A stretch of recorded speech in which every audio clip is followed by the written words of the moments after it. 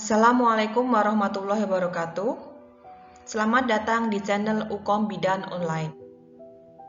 Pada kesempatan kali ini, kita akan membahas tentang soal uji kompetensi bidan dengan tema kehamilan. Subtema kesempatan kali ini adalah kehamilan fisiologi atau kehamilan normal. Subtopik, fisiologi kehamilan dengan elemen bagaimana menentukan umur kehamilan dan tanda kehamilan.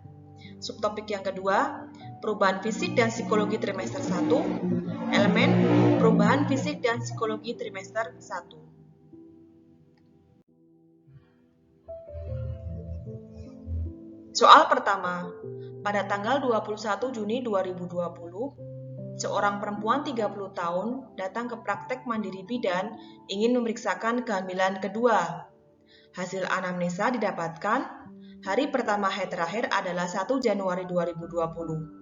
Hasil pemeriksaan didapatkan tekanan darah 110/70, nadi 82 kali per menit, suhu 36 derajat Celcius, RR 20 kali per menit. Berapakah umur kehamilan pasien tersebut? A. 24 minggu, B. 25 minggu, C. 26 minggu, D. 27 minggu, E. 28 minggu. Dari pertanyaan tersebut, kita bisa meringkas. Diketahui HPHT 1 Januari 2020. Tanggal periksa 21 Juni 2020. Ditanya UK berdasarkan HPHT. Sebelum kita membahas soal tadi, mari kita refreshing sejenak tentang bagaimana cara menentukan umur kehamilan. Dalam buku Sinopsis Obstetri, terdapat berbagai macam cara untuk menentukan umur kehamilan. Namun, cara yang paling familiar di Indonesia, terutama di pendidikan bidan, karena sering keluar di Ukom ataupun SKB, adalah menentukan UK dari TFU, menentukan UK dari HPHT, menentukan UK dari saat ibu merasakan gerak janin pertama atau quickening.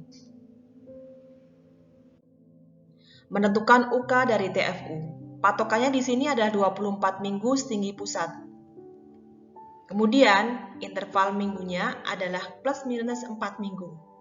Jarak TFU sekitar 2-3 jari atau di bawahnya lagi. Misal, umur kehamilan 20 minggu, berarti ini turun dari 24 minggu. Jadi, 20 minggu setinggi 2-3 jari di bawah pusat. 16 minggu turun kembali menjadi pertengahan antara pusat dan simpisis. 12 minggu turun kembali menjadi 2-3 jari di atas simpisis. Apabila naik 28 minggu, maka dia naik, yaitu sekitar 2-3 jari di atas pusat. Jadi teman-teman, patokannya adalah umur kehamilan 24 minggu. Cara yang kedua menentukan umur kehamilan dari HPHT yaitu dengan menggunakan atau menghitung jumlah hari dalam setiap bulan. Teman-teman bisa mengingatnya dengan cara apabila tangan teman-teman genggam, ini terlihat antar gunungan dan juga lekuan.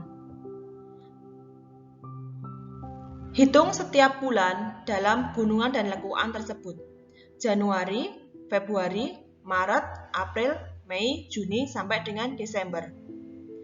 Bulan yang terdapat pada gunungan ini adalah 31 hari atau 4 minggu plus 3 hari. Sedangkan yang terletak pada cekungan adalah 30 hari atau 4 minggu plus 2 hari. Semua berlangsung secara ritme atau dengan pola yang sama, kecuali pada bulan Februari. Bulan Februari terdiri dari 28 atau 29 minggu, tergantung tahun kabisatnya. Sehingga, apabila diketahui HPHT 1 Januari 2020 dengan tanggal periksa 21 Juni 2020, maka umur kehamilannya bisa dihitung Januari 4 plus 3, Februari 4 plus 1, Maret 4 plus 3, April 4 plus 2, Mei 4 plus 3, Juni adalah 3 minggu. Sehingga apabila dikalkulasi antar jumlah minggu dan jumlah hari, umur kehamilan didapatkan besar 25 minggu. Sehingga pertanyaan nomor 1 adalah 25 minggu. Soal kedua, seorang perempuan 31 tahun datang ke praktek mandiri bidan dengan keluhan tidak haid selama 3 bulan.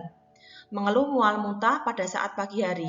Hasil anamnesa, anak pertama usia 5 tahun, tidak sedang menggunakan KB apapun. Hasil pemeriksaan, tekanan darah 110/80, nadi 80 kali per menit, suhu 36 derajat Celcius, bala temen positif, PP test positif. Berapakah TFU untuk kasus di atas?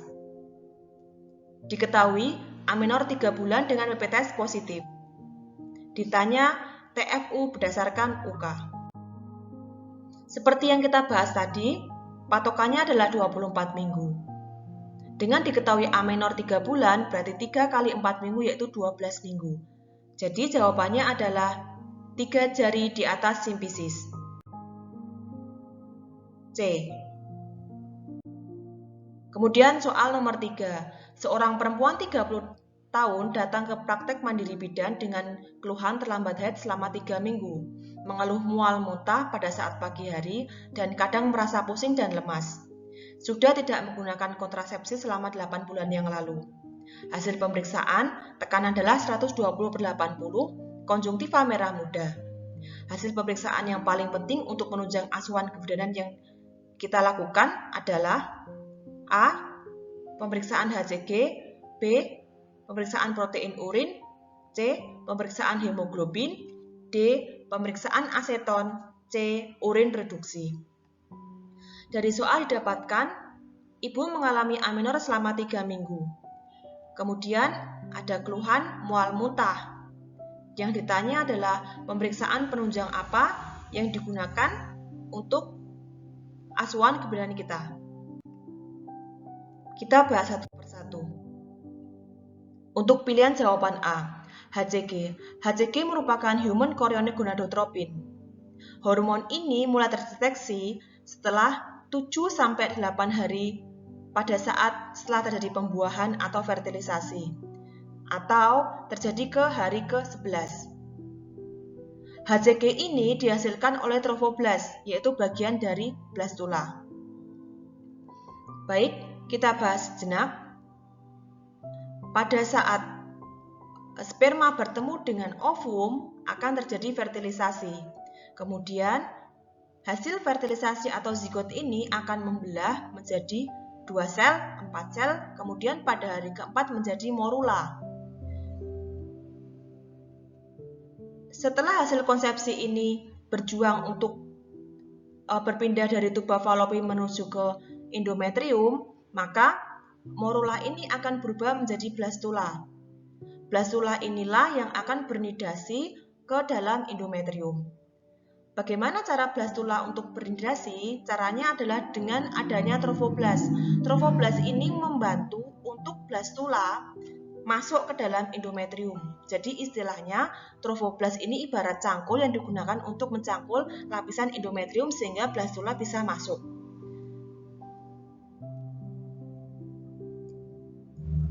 Hormon HCG juga digunakan sebagai penanda awal kehamilan.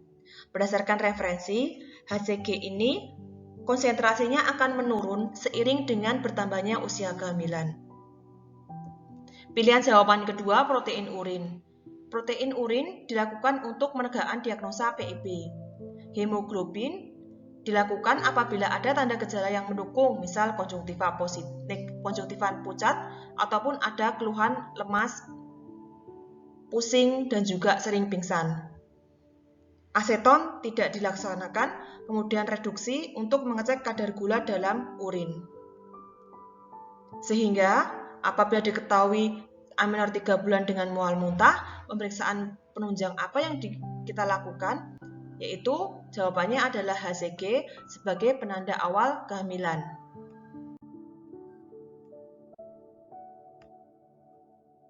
Karena tadi kita menyinggung tentang tanda kehamilan, maka sekalian kita bahas tentang tanda kehamilan.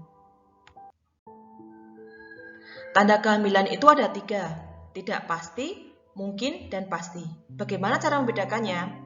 tidak pasti itu lebih ke arah gejala yang dirasakan oleh pasien. Misal, mual muntah, mengidam, pingsan, anoreksia, lelah, miksi sering, konstipasi, epulis, maupun gingivitis. Mungkin hamil, ini lebih ke arah pemeriksaan namun belum ada DCC dan juga gerak janin. Misal, perut membesar, uterus membesar, tanda Hegar, tanda Chadwick, tes kehamilan positif, dan juga teraba Balle-Teman. Untuk yang pasti hamil, itu ada gerak janin dan juga DCC.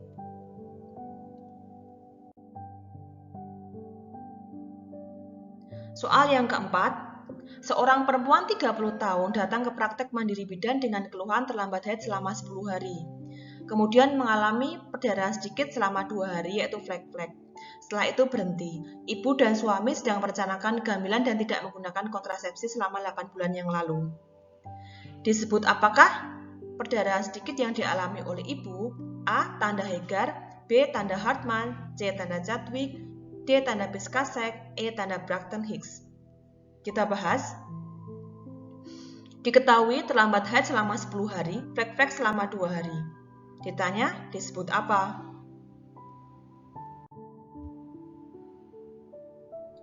Tanda Hegar itu merupakan tanda yang kita dapatkan pada saat VT yaitu serviks dan ismus melunak. Tanda Hartman merupakan perdarahan sedikit atau flek sedikit akibat nidasi, biasa terjadi pada hari ke-11 atau hari ke-7 sampai ke-8. Ini terkait dengan soal nomor 2 dan penjelasan nidasi yang telah kita bahas tadi. Kemudian, tanda Chadwick yaitu porsio dan vagina, labia, berwarna kebiruan. Untuk tanda Piskasek yaitu pelunakan dan perbesaran uterus pada salah satu sisi akibat adanya implantasi atau nidasi dari hasil konsepsi. Braxton-Hicks ini adalah haid palsu yang biasanya terjadi pada trimester 1 dan 3. Terutama trimester 3. Sehingga jawaban pertanyaan nomor 4 dengan keluhan flek-flek selama 2 hari merupakan tanda Hartman yaitu berkaitan dengan nidasi. Soal nomor 5. Seorang perempuan 27 tahun, hamil 4 bulan datang ke puskesmas dengan mengeluh gusinya sering berdarah. Apakah penyebab keluhan tersebut? A. Peningkatan hormon progesteron, B. Peningkatan hormon oksitosin, C. Peningkatan hormon prolaktin, D. Peningkatan hormon estrogen, E. Penurunan hormon HCG. Diketahui hamil 4 bulan gusi berdarah. Ditanya pengaruh hormon apa? Baik, kita bahas berdasarkan panduan pengajaran asuhan kebidanan fisiologi bagi dosen diplomatika kebidanan tahun 2003, ini ada 2 hormon kehamilan yang mempengaruhi ibu selama kehamilan. Estrogen dan progesteron secara bersama-sama akan menyebabkan pendebalan endometrium sehingga terjadi implantasi oleh hasil konsepsi. Pengaruh khususnya, estrogen dapat menyebabkan hipertrofi dan peningkatan pembuluh darah, limfatik, dan menyebabkan vaskularisasi, udem, dan juga kongesti. Perubahannya adalah tanda Chadwick, tanda Goodell, tanda Hegar, hidung tersumbat, dan juga gingivitis. Sedangkan progesteron ini berfungsi untuk mengistirahatkan otot polos yang mengakibatkan adanya peningkatan waktu pengosongan lambung, konstipasi atau penurunan motilitas dari gastrointestinal, sakit punggung dan ligamen, sumbatan lendir yang terbentuk pada serviks. Jadi, inti utama dari progesteron adalah untuk relaksasi otot, sedangkan estrogen untuk hipertrofi dan hipervaskularisasi dari organ-organ kewanitaan. Sehingga, jawaban dari pertanyaan tersebut adalah pengaruh dari peningkatan estrogen. Oke, pertanyaan yang ke-6. Seorang perempuan 20 tahun, G1P0A0, umur kehamilan 12 minggu, datang ke praktek mandiri bidan untuk memeriksakan kehamilannya. Keluhan, frekuensi berkemih meningkat yaitu 8 kali per menit. TTV didapatkan hasil normal.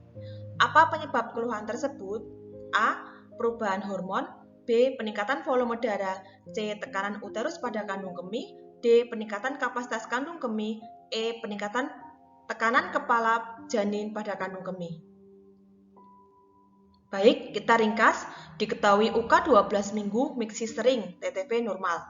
Ditanya penyebabnya. Ini terkait dengan perubahan fisik selama trimester 1. Baik, kita bahas.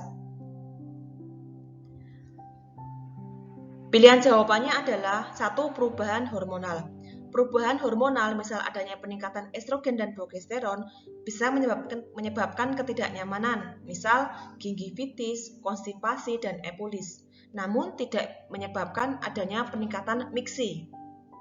Peningkatan volume darah atau hemodilusi selama kehamilan biasanya terjadi pada waktu trimester 2 atau puncaknya pada umur kehamilan 32 minggu. Tekanan uterus pada kandung kemih. Ini terjadi pada waktu trimester 1 akibat adanya perkembangan dan pertumbuhan dari hasil konsepsi dalam uterus. Jadi, secara anatomi, kandung kemih terletak di depan uterus, kemudian uterus, dan juga yang terakhir adalah rektum. Jadi, apabila trimester 1 terjadi perkembangan dan pertumbuhan janin, maka secara otomatis kandung kemih yang ada di depan uterus akan tertekan. Hal ini menyebabkan ibu mengalami keluhan miksi sering. Keluhan tersebut akan menurun pada waktu trimester 3 karena kandungan sudah terdorong ke atas. Sedangkan pada waktu trimester 3, keluhan tersebut akan muncul kembali dikarenakan tekanan kepala pada kandung kemih, karena kepala sudah mulai masuk ke dalam panggul. Sehingga dengan pertanyaan sebagai berikut, jawabannya adalah karena adanya tekanan uterus pada kandung kemih atau C.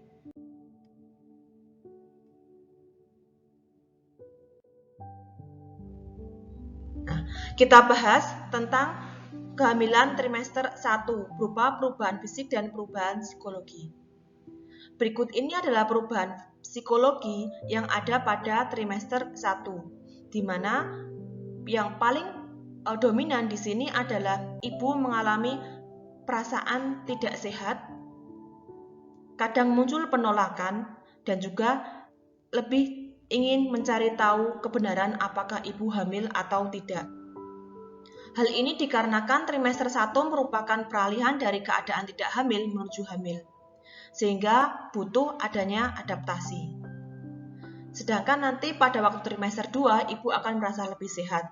Kemudian pada trimester 3, ibu akan merasa pada tahapan di mana akan takut kehilangan kebersamaan dengan janin yang dikandungnya, ataupun kekhawatiran apakah janin dikandungnya normal, persalinannya juga berjalan normal atau tidak. Sekian penjelasan kita pada kesempatan kali ini.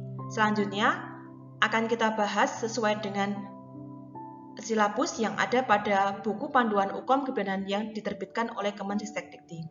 Terima kasih. Wassalamualaikum warahmatullahi wabarakatuh.